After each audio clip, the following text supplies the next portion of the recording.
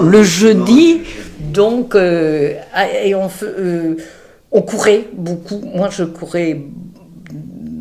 On courait dans les champs. Bien sûr, c'était pas. On n'avait pas peur. Les parents n'avaient pas peur, comme on a pu l'avoir après. À l'époque, on était assez libre à l'extérieur.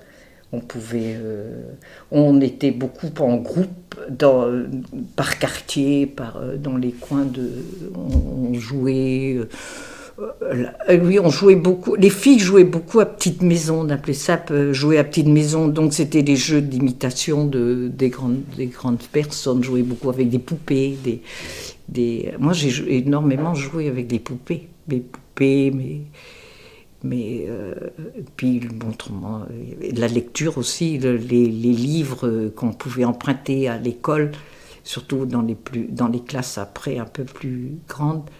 Il y avait des bibliothèques à l'école, donc on pouvait emprunter des livres, porter à la maison les histoires de la comtesse de Ségur, et puis enfin toutes sortes d'autres bouquins. On passait beaucoup de temps dehors. Pendant les jeudis, on jouait énormément ensemble, au moins quand le temps se prêtait. Et on jouait avec les enfants d'un même quartier. Et on organisait quelquefois des grands jeux, comme le jeu de piste. Donc ce jeu de piste joué en équipe. Il y avait 2 équipes. C'était un jeu qui demandait une préparation parce qu'on faisait il y avait des énigmes qui étaient cachées dans certains endroits. Enfin, on n'appelait pas ça des énigmes. J'arrive pas à retrouver le nom. Et donc, il fallait suivre un parcours fléché. Donc les flèches, on les formait quelquefois avec des morceaux de bois. Dans les champs, par exemple, c'était des morceaux de bois mis 3 morceaux de bois en flèche. Ou alors sur les routes avec la fameuse craie plâtre, on dessinait des croix sur les routes, ou quelquefois c'était sur un panneau, sur un mur ou un bout de mur, enfin bref. Donc il fallait suivre. La première équipe allait d'abord et fléchait tout le parcours, et il y avait aussi des fausses pistes, donc on mettait des flèches mais qui s'arrêtaient tout à coup. Donc il fallait revenir en arrière et reprendre le bon itinéraire, jusqu'à ce qu'on découvre, l'équipe de chercheurs devait découvrir l'équipe donc qui avait fléché le parcours. En trouvant de temps en temps des messages, c'est ça, un message caché. Donc il y avait un signe particulier, et là ça voulait dire, il y a un message qui est caché, donc il faut le trouver.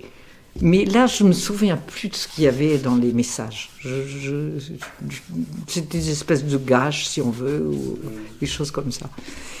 Enfin, moi, j'étais la plus petite, la plus jeune du groupe.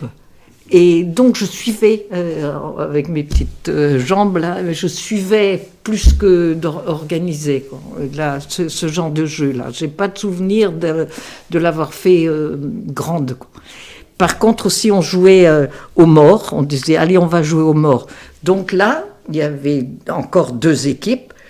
Une équipe qui donc, il y avait une ou deux membres de l'équipe. Oh là là là là là. 1 ou 2 enfants se mettaient sur le sol, et on les recouvrait des manteaux, de toutes sortes de vêtements. Quelquefois, on enlevait même le pull vert pour bien cacher. Et ensuite, on allait se cacher. L'équipe qui faisait le mort. Bon. Et l'autre équipe arrivait et devait deviner qui était caché dessous. Alors, on essayait de faire rire ceux qui étaient cachés dessous, pour qu'ils rient, pour qu'on les reconnaisse. Enfin, on disait toutes sortes de sottises pour pour tâcher de deviner qui était caché dessous, quoi. Le but, c'était de trouver qui était caché dessous. Alors après, on soulevait les vêtements, les faisant valser en l'air, là, et alors tout le monde riait, voilà. Donc on jouait beaucoup, énormément, et on riait, on avait beaucoup de goût de jouer en groupe ou seul. Autrement, quand j'étais seule, je jouais avec des poupées. Des poupées, on jouait à petite maison, on appelait ça jouer à petite maison. Donc on jouait comme si on élevait des enfants. Ou voilà. On jouait à l'école aussi. Je me souviens d'avoir préparé des petits papiers pour chaque élève, des choses comme ça. Voilà. Et puis il y avait aussi des poupées en papier qu'on découpait dans le papier. On faisait beaucoup de découpage aussi, plus peut-être que ne font les enfants maintenant. On découpait des personnages dans les papiers, on pliait les papiers en plusieurs... on faisait plusieurs plis et puis on découpait des ribambelles comme ça de personnages ou d'arbres de Noël ou de choses comme ça. À Noël aussi, on faisait des guirlandes de papier avec des anneaux de papier de couleur. Et puis on jouait énormément avec les objets de la nature, quoi. On n'avait pas tellement de jeux achetés, donc les feuilles de lierre, par exemple, pouvaient faire des assiettes pour pour le jeu, ou on jouait avec les glands, tout ce qu'on pouvait trouver.